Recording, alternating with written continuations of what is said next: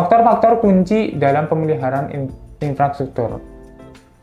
Nah, ini perlu diketahui oleh teman-teman yang ingin membangun AI yang skalanya udah besar. Nah, teman-teman juga perlu pengetahuan ini agar teman-teman bisa tahu bahwasanya pengembangan AI juga perlu beberapa hal ya, beberapa hal yang perlu diperhatikan. Yang pertama, skalabilitas. Skalabilitas ini ngomongin soal kemampuan infrastruktur untuk berkembang sesuai kebutuhan. Jadi kita ngomongin efisiensi, penyimpanan, kecepatan juga. Ini juga kemudian soal kinerja.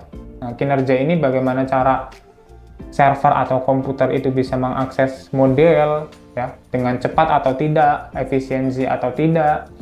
Kemudian soal biaya nih. Biasanya kalau kecepatan tinggi, penyimpanan besar, itu pastikan membutuhkan biaya yang cukup ya, cukup signifikan lah gitu. Tapi tergantung project yang teman-teman ingin kembangkan gitu ya. Tapi kalau untuk mahasiswa baru, harusnya project-project yang kecil tanpa skala besar itu udah oke banget sih gitu. Nanti kan kalau implementasi skala besarnya kan berhubungan dengan perusahaan-perusahaan yang memiliki dana untuk visi tersebut gitu, atau misi pengembangan proyek tertentu gitu ya. Itu soal biaya. Kemudian keamanan dan kepatuhan. Ini juga berhubungan dengan responsible AI. Bagaimana cara kita memastikan infrastruktur yang kita bangun itu memiliki perlindungan dan keamanan yang sesuai dengan prosedur keamanan ya.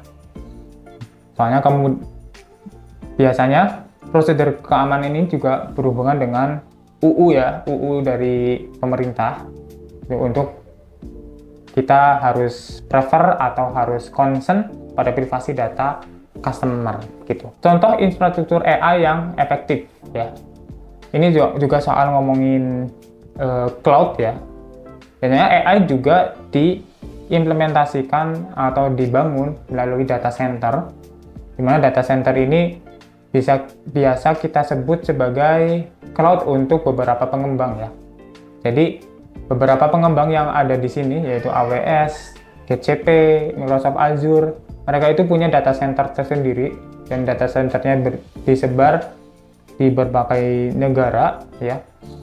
Itu menyediakan komputasi awan atau Google atau cloud computing ya. Dan kemudian kita bisa melakukan komputerisasi.